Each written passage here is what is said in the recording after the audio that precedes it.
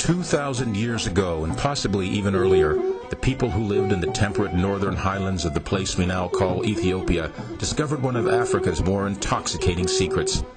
These early Ethiopians would pound the dried leaf of the gesho plant with a mortar and pestle, and then sprinkle it into a sweet fusion of honey and water. A few weeks later, they had wine, which they enjoyed with the evening meal around a large basket-like table called a masab. They named this honey wine Tej, and today it's a tradition and a legend. You can buy Tej in a variety of commercial brands made by wineries, but you can also make it at home in your kitchen and enjoy a taste of ancient Ethiopia, the land that gave us the 3.5-million-year-old Lucy, one of our oldest known human ancestors.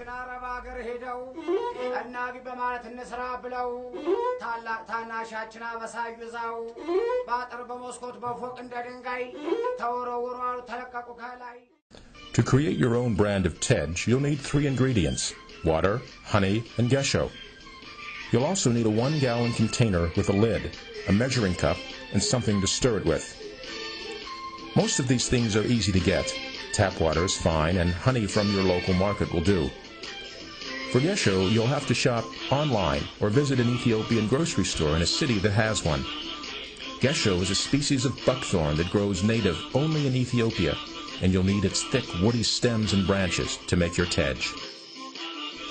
Fermenting Tej takes at least 5 weeks if you really want it to taste like wine, so here's how to do it, and what it will look like along the way.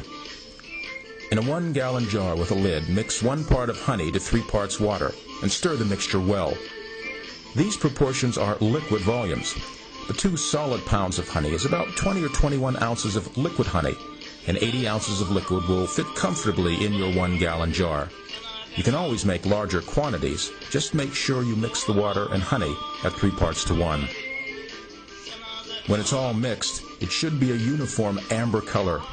Now add the gesho, about 1/3 of a pound if you use 2 solid pounds of honey. Stir it well until all of the gesho is wet and immersed in the liquid. Cover it, but don't seal the lid tightly. Now your Tej is underway, and you can watch it emerge. After 2 or 3 days, you'll see fuzz and fur growing on the gesho. That's bacteria, an important part of the fermentation process. It won't look too appetizing, but don't worry, it's fine. And remember that penicillin looks like this too, so just think of your Tej as medicine. After 1 week, you should stir the ingredients for about 20 seconds, mixing the bacterial mold into the liquid. Put the lid back on loosely and, once again, leave it alone. During this 2nd week, after you've stirred it, you'll see foamy white bubbles forming on top of your Tej. Again, this is good. It means that yeast is formed in the jar and it's converting sugar to alcohol. The bubbles are part of the fermentation process, and the more you see, the more active fermentation you have going on. After 2 weeks, it's time to remove the gesho.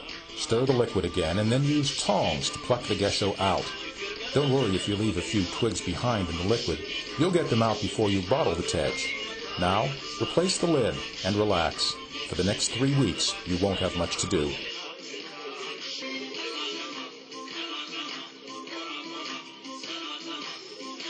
You certainly don't want to spend your time just watching the minutes tick by, so why not read some good books about Ethiopia? You can read a few accounts of Ethiopian history written by Harold Marcus, an American scholar, or by Bahru Zilida, an Ethiopian one. Some books about Ethiopian history have more controversial points of view, so don't overlook those. Or you might pick up an Ethiopian cookbook. The biggest one out there is Exotic Ethiopian Cooking by Daniel Mesfin, and it has hundreds of recipes. There's also the big colorful Recipe of Love by Aster Balena, who owns an Ethiopian restaurant in Toronto. Or you could always, whoa, it's the end of the 3rd week. Let's see what our Tej looks like. There it is, still bubbly on top and fermenting nicely. So give it a stir for about 20 seconds and return to your reading. At this point, you'll probably be a little impatient to taste your Tej, so why not hunt for a brella? That's the traditional vessel that Ethiopians use for drinking Tej. It's a flask with a long neck, and the hole at the top is a perfect place to put your thumb when you're not drinking. In Ethiopia, this helps keep an abundance of insects from dipping into your sweet-smelling wine. And make sure you have some empty bottles on hand. You can use old wine or liquor bottles, well cleaned and with the labels removed. Get a variety of sizes for bigger batches of Tej or for single servings. At the end of week 4, your Tej will look pretty much like it did at the end of week 3. Give it another stir, replace the lid, and put it back on the shelf for the final week of fermentation. Okay, just one more week to go. Have you thought of a name for your Tej? I call my homebrew Ferenc Tej. Ferenc is the Amharic word for foreigner, so it seemed appropriate. Araya Ibrahu of New York City makes Aksum Tej, named for the ancient empire that became Ethiopia and that created Tej in the early centuries of the first millennium A.D.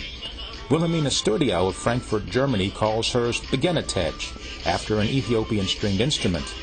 And Steve Grisaitis of Ladsburg Mountain Winery in Pennsylvania calls his Agazin Tej. Agazin is the Amharic word for the native Ethiopian animal we know as the mountain Nyala. Finally, it's week 5 and time to bottle your Tej. Give it one final stir and then get ready to strain it. This is what your setup might look like. A pitcher with a strainer on top and a piece of cheesecloth in the strainer. Do this very carefully, you don't want to lose a drop, and change the cheesecloth in the middle of the process if it begins to fill with too much sediment. Then, using a funnel, pour your strained Tej into the bottles that will serve as its final resting place, and put it in the refrigerator to chill, so you can enjoy your Tej with a spicy Ethiopian meal. You may see some sediment in the bottom of your bottle once it's chilled. It's nothing to worry about, just the remnants of yeast coming out of solution. And be aware that no 2 batches of your homemade Tej will look or taste exactly alike. This is Tej the way the ancients made it.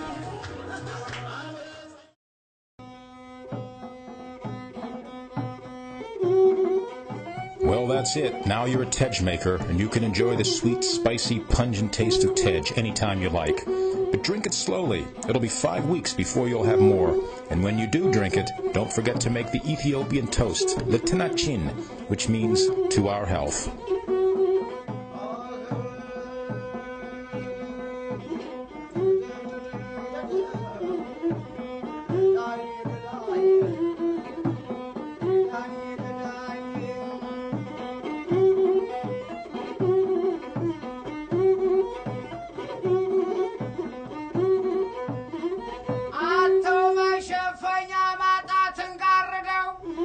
ሰጋቶቻችን አረብ አገር ሄደው እናግ በማለት እንስራ ብለው ታላቅ ታናሻችን አበሳዩ ይዛው ባጥር በመስኮት በፎቅ እንደ ድንጋይ ተወረወሩ ተለቀቁ ከላይ ሚስቱ የነቃሽ በእኛ ልጆች ላይ ባሌን ቀሙኛል ሳሰማ ሳታይ ባንሰው በነገራት ባስረዳት ያያቸው በማንቻ የማይነኩት እንኳን በእጃችን